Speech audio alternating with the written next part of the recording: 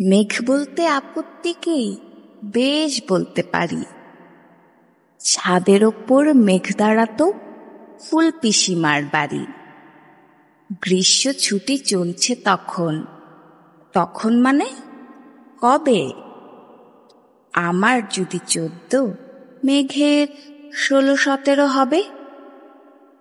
ছাদের থেকে হাত ছানি দিত, ক্যারাম খেলবি আয়। সারা দুপুর কাহা টাকার ক্যারাম খেলা যায়। সেই জন্যই জোচ্চুরি হয়।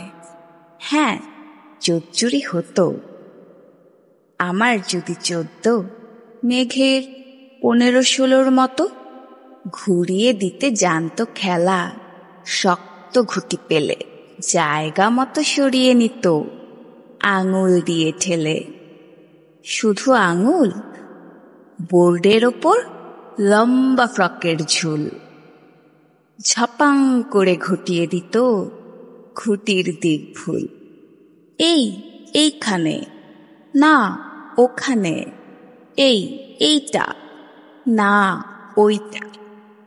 ঝাঁপিয়ে পড়ে ছিনিয়ে নিল ঘুটির বাক্সটা। ঘুটিরও সেই প্রথম মরণ।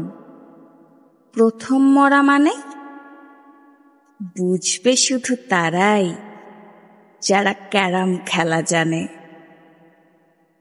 চলেও গেল কদিন পরে, মেঘ যেমন যায়। কাঠফাটা রোদ দাঁড়িয়ে পড়ল মেঘের জায়গায়। খেলা শেখাও হাফ পিত্তিস কাক।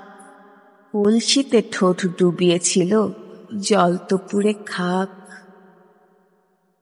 খাক হওয়া সেই কলসি আবার পরের বছর জলে ভরল কেমন তোমায়? ধ্যাত, সেসব কি কেউ বলে? আত্মীয় হয়, আত্মীয় না ছাই। সত্যি করে বলো, এবার সব জানতে চাই। 2-1 ক্লাসের বয়স বেশি।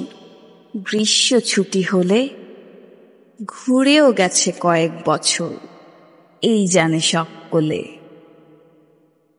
আজকে দগ্ধ গ্রীষ্ম আমার তোমায় বলতে পারি। মেঘ দেখতাম ছাদের ওপর ফুল পিসিমার বাড়ি।